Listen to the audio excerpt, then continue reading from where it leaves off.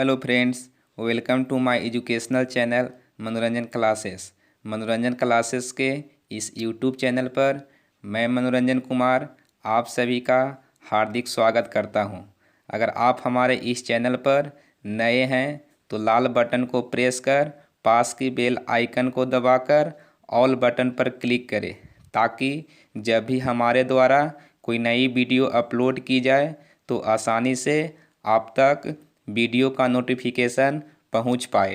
आज हम करने वाले हैं कि दो चर वाले रैखिक समीकरण युग्म को प्रतिस्थापन विधि द्वारा कैसे हल किया जाता है। इसके पहले हमने वज्र गुणन विधि तथा ग्राफीय विधि से हल करा रखा है।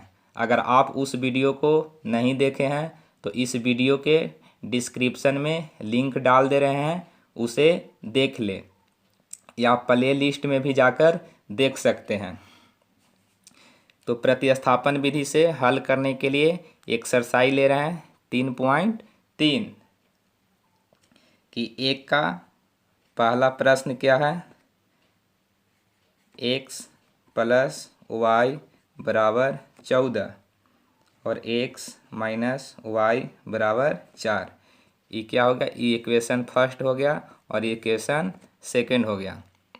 यहाँ से करना क्या है कि इक्वेशन फर्स्ट से चलना है कि समीकरण एक से। तो समीकरण एक कितना है कि x प्लस वाई बराबर 14 है। यहाँ से क्या करना है कि या तो x का वैल्यू निकाल लिया जाए या y का वैल्यू निकाल लिया जाए। तो यहाँ से x का वैल्यू निकाल लेते हैं। तो x का वैल्यू कितना हो जाएगा 14, y इस साइड प्लस में है तो अगर बराबर का उस साइड भेज दें तो माइनस में हो जाएगा। अब इसको समीकरण 3 मान लेना है। अब क्या करेंगे कि जो ये x का वैल्यू आया है इसको समीकरण 2 में पुट कर देंगे। तो समीकरण 2 में x का मान क्या करेंगे तो प्रतिस्थापित करेंगे। x का मान प्रतिस्थापित करने पर तो प्रतिस्थापित करते हैं कितना है इस समीकरण 2 कि x माइनस वाई बराबर 4 है। x माइनस वाई बराबर 4 है। तो x का वैल्यू जो है यहाँ पे रख देते हैं कि 14 माइनस वाई है। तो यहाँ पे लिख लेंगे 14 माइनस वाई और माइनस वाई बराबर 14 आ गया, बराबर 14 आ गया। यहाँ से या देखते हैं कि y दोनों माइनस में है तो दोनों जुट जाएगा। तो y और y जुट जाएगा तो कितना हो जाएगा, या सॉरी यहाँ पे 14 नहीं 4 है, 14 नहीं 4 है। तो y जुट करके क्या हो जाएगा तो -2y और बराबर 4 है। ये प्लस में है उस साइड जाएगा तो -14 हो जाएगा, या -2y बराबर एक प्लस में है ये माइनस में है तो घट जाएगा। तो घट कर कितना हो जाएगा -10 होगा, क्योंकि 14 बड़ा है तो माइनस से माइनस दोनों साइड कट जाएगा। तो यहाँ से y बराबर कितना आ जाएगा तो y बराबर आ जाएगा 10/2, 10/2 जो कि कितना बार में कट जाएगा तो 5 बार में कटेगा। तो y का वैल्यू कितना आ गया 5 आ गया, y का वैल्यू 5 आ गया। अब जो y का वैल्यू 5 आया है इसका मान समीकरण 3 में रखना है। समीकरण नंबर 3 में रखेंगे कि समीकरण 3 में y का मान, समीकरण 3 में y का मान प्रतिस्थापित करने पर, प्रतिस्थापित ही लिखना है क्योंकि प्रतिस्थापन विधि से हल कर रहे हैं। तो समीकरण 3 कितना है कि x बराबर 14 माइनस वाई, x बराबर 14 माइनस वाई। तो x बराबर 14 माइनस वाई, तो y का वैल्यू कितना आया है 5 आया है। तो यहाँ पे क्या कर रख देंगे 5 रख देंगे, y के स्थान पे 5 रख देंगे। तो x बराबर कितना आ जाएगा 14 में से 5 घट जाएगा तो 9 आ जाएगा और y का मान कितना आया था 5 आया था। तो x बराबर 9 और y बराबर 5, x बराबर 9 और y बराबर 5। यही क्या हो गया आंसर हो गया, यही आंसर हो गया। अब चलते हैं दूसरे प्रश्न की ओर। दूसरा प्रश्न आपके स्क्रीन पे आ रहा है। दूसरा प्रश्न ये रहा कि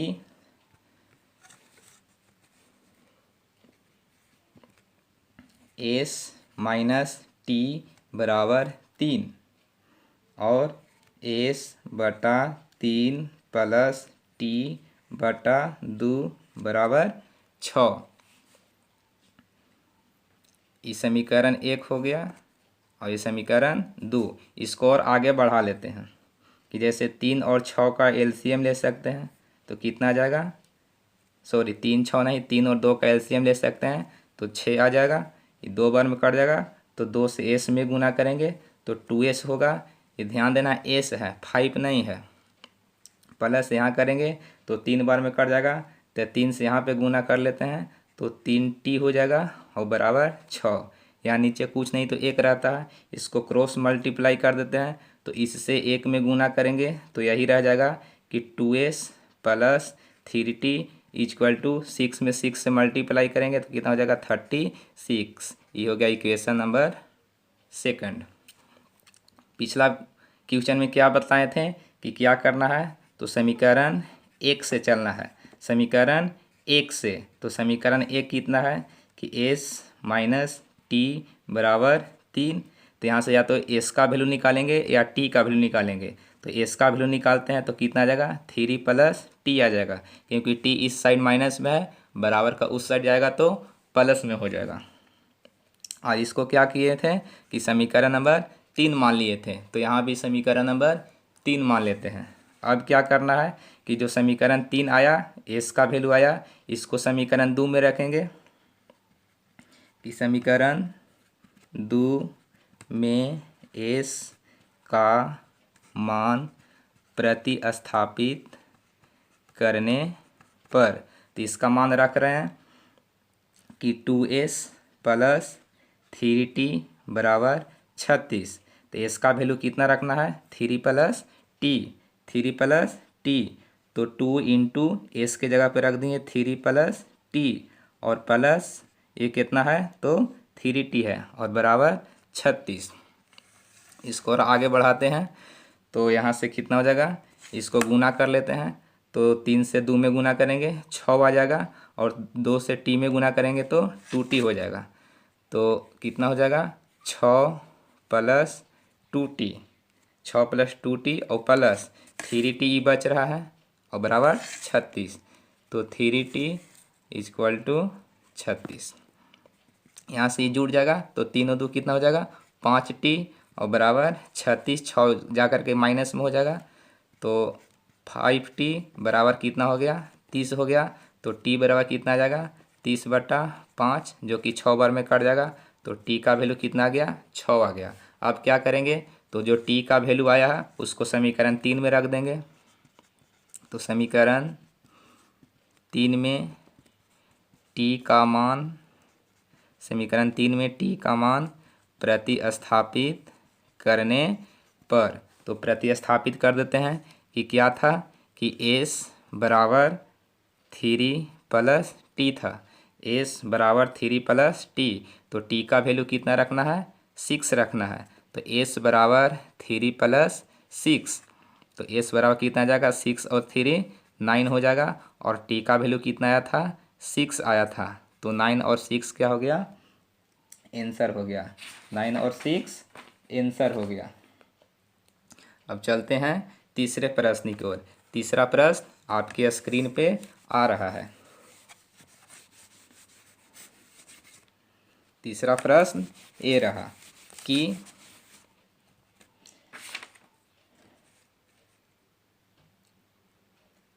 तीसरा प्रश्न ले लेते हैं।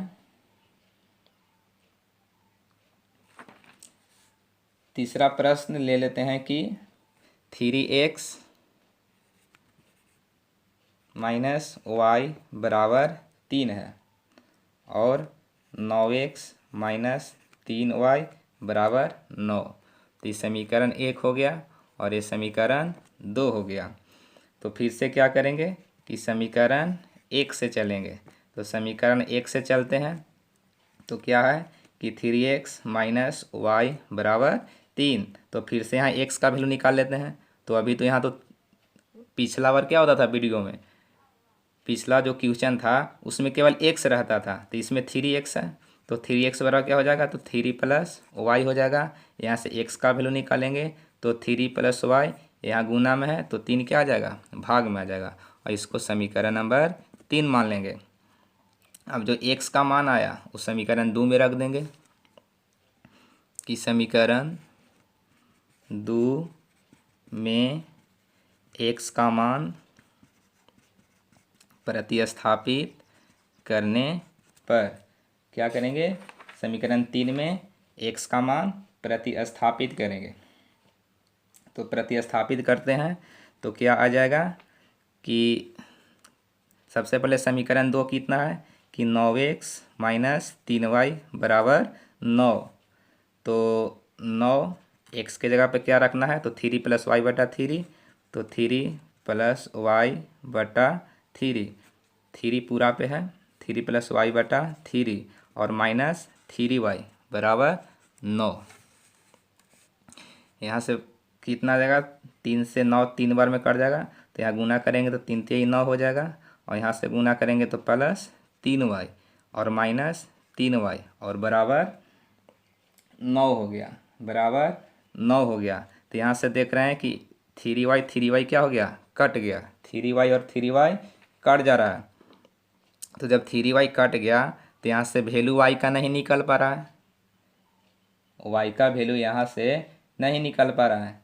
तो यहाँ से क्या देखेंगे कि y का वैल्यू जो भी हो, y का वैल्यू जो भी हो, तो इसका जितना भी जो हल है, अगर समीकरण 1 और 2 को लेकर के हल करते हैं तो इसका जो हल है से अनंत हल होगा।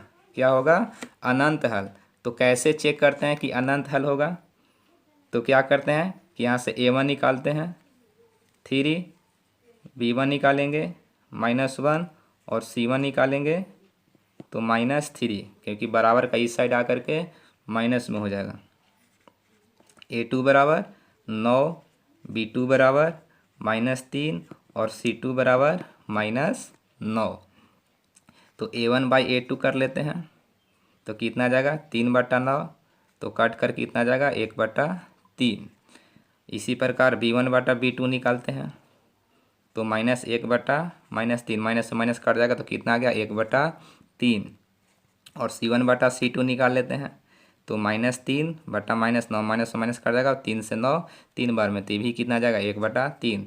तो यहाँ से क्या देख रहे हैं, यहाँ से देख रहे हैं कि चूँकि a1 बटा a2 बराबर b1 बटा b2 बराबर c1 बटा c2, यानी कि तीनों क्या है, आपस में बराबर है।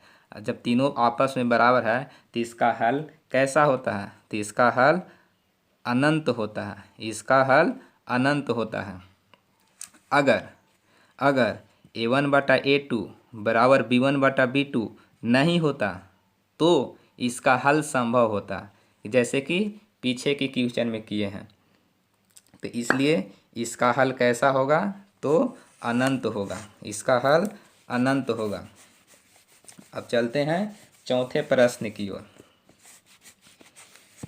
चौथा प्रश्न क्या है, चौथा प्रश्न है कि 0.2x, 4 number 0.2x plus 0.3y बराबर 1.3, और फिर क्या है कि 0.4x प्लस 0.5y बराबर 2.3।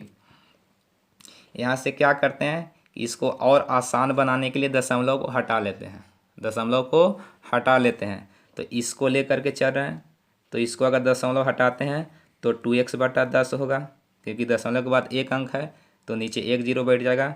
इसी प्रकार इसको करेंगे तो 3y बटा 10 हो जाएगा, और इसको करेंगे तो 13 बटा 10 हो जाएगा। यहाँ से इसका एलसीएम ले लेते हैं तो 10 और 10 का एलसीएम कितना हो जाएगा, 10 हो जाएगा। एक बार में कट जाएगा तो 2x ही बच जाएगा। इसी प्रकार ही 3y ही बचेगा, और इधर कितना होगा, 13 बटा 10। तो 10 से 10 क्या हो गया, कट गया। तो ये क्या आ गया कि 2x प्लस 3y बराबर 13। इसको समीकरण 1 मानते हैं। इसी प्रकार अभी इसको करते हैं, तो इसको अगर दशमलव हटाते हैं तो क्या लिखेंगे कि 4x बटा 10, क्योंकि यहाँ भी दशमलव के बाद एक अंक है, और प्लस इसको क्या लिख देंगे 5y/10, और यहाँ पे हो जाएगा 23/10। फिर से इसका एलसीएम निकालेंगे, 10 आ जाएगा तो यहाँ 4x हो जाएगा और 5y होगा और बराबर 23/10। क्योंकि 10 से भाग देंगे एक बार कटेगा तो 1 से गुना करेंगे तो 4x ही रह जाएगा, उसी प्रकार 5y ही रह जाएगा। ये भी 10 से 10 कट जाएगा तो यहाँ से क्या बच गया कि 4x + 5y बराबर 23। 4x + 5y बराबर 23।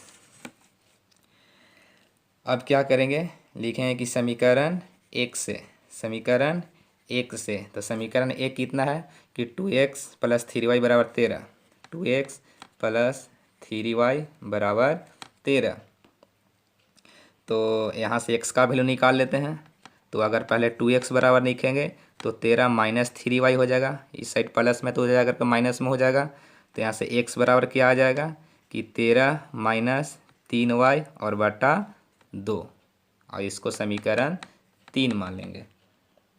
ये हो गया समीकरण नंबर 3 कि 13 - 3y और बटा 2। अब क्या करेंगे कि जो समीकरण 3 आया है, x का वैल्यू आया है, इसको समीकरण 2 में रख देंगे, इसको समीकरण नंबर 2 में रखेंगे।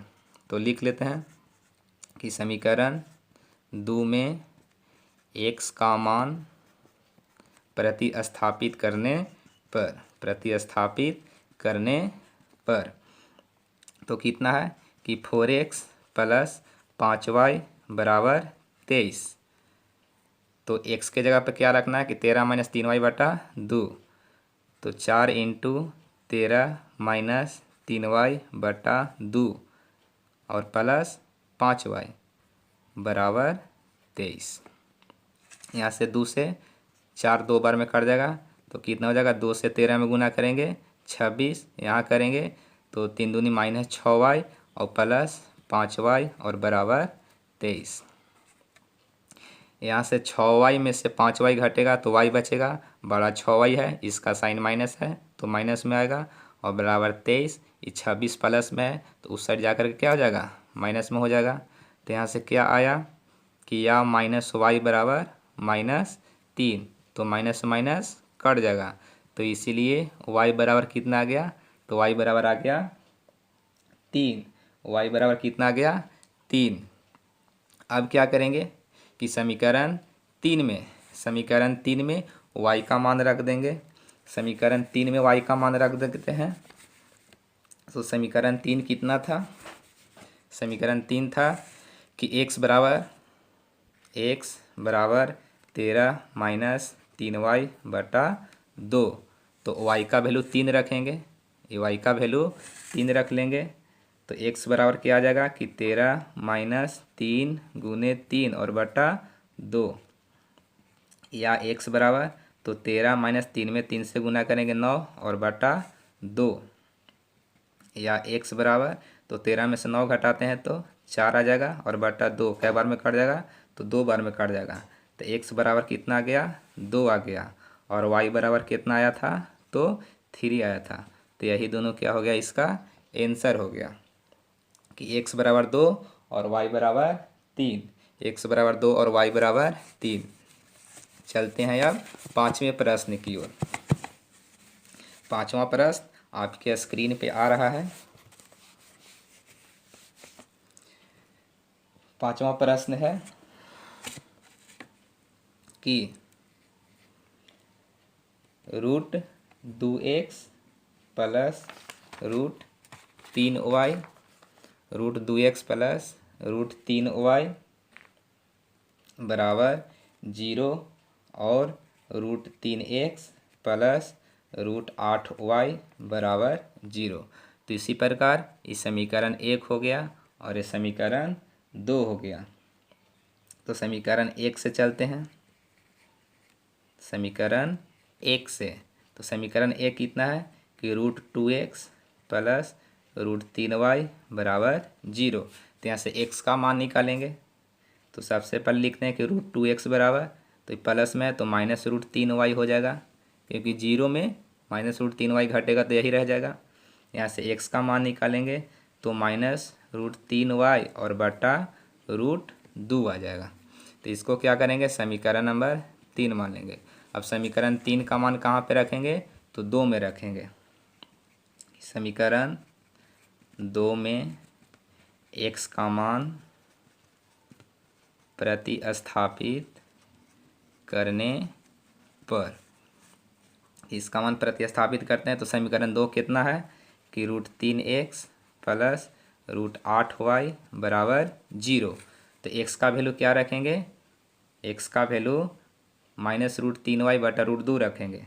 तो ये √3 तो पहले से ही था, तो यहाँ पे क्या रख देंगे कि -√3y और बटा √2 और प्लस √8y और बराबर 0। यहाँ से गुना करते हैं तो √3 में √3 से गुना करेंगे तो 3 हो जाएगा, 3 हो जाएगा, क्योंकि √3 में √3 से गुना करेंगे तो √9 होगा और √9 का वर्गमूल 3 हो जाएगा। तो 3y हो गया और यहाँ पे माइनस है, इस साइड प्लस है तो प्लस माइनस क्या हो जाएगा, माइनस और बटा √2 और प्लस यहाँ पे क्या आ गया √8y और बराबर 0। यहाँ पे देख रहे हैं कि नीचे कुछ नहीं तो 1 है, नीचे कुछ नहीं तो 1 है, तो √2 और 1 का एलसीएम लेते हैं। यहाँ पे कर ले रहे हैं कि √2 और 1 का एलसीएम लेंगे तो क्या हो जाएगा √2। अब क्या करेंगे कि √2 से भाग लगाएंगे, एक बार कटेगा तो यही रह जाएगा कि -3y और प्लस है तो प्लस, यहाँ से 1 से भाग लगाएंगे तो √2 बार कटेगा, √2 में इससे गुना करेंगे तो रूट कितना हो जाएगा 16 हो जाएगा और y है और बराबर 0। तो -3y बराबर 16 का वर्गमूल कितना होता है, 16 का वर्गमूल 4 होता है, तो 4y बटा √2 बराबर 0। यहाँ से इसको घटा लेते हैं तो केवल y आएगा और बटा √2 और बराबर 0। क्रॉस मल्टीप्लाई करेंगे तो y बराबर कितना आ जाएगा 0 आ जाएगा, y बराबर 0। अब y का वैल्यू कहाँ रखना है, तो समीकरण नंबर 3 में रखना है। समीकरण 3 में y का मान प्रतिस्थापित करने पर, y का मान प्रतिस्थापित करने पर, तो समीकरण 3 कितना है कि x बराबर -√3y और बटा √2, y तो y का वैल्यू कितना आया है 0 आया है, तो x बराबर √3 गुने 0 हो जाएगा और बटा √2। आप 0 से इसमें गुना करेंगे तो 0 हो जाएगा और √2 से भाग देंगे 0 में तो x का वैल्यू कितना आ जाएगा 0 आ जाएगा और y का वैल्यू भी कितना आया था, तो 0 आया था। यानी इसका आंसर क्या होने वाला है कि x बराबर भी 0 होगा और y बराबर भी 0 होगा। तो यही इसका क्या हो गया, आंसर हो गया।